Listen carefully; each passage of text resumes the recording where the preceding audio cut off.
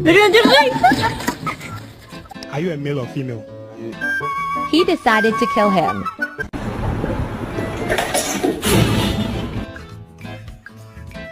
It's like Destiny and Cat's wingman, as they always come out on top in every game. Hoş geldin.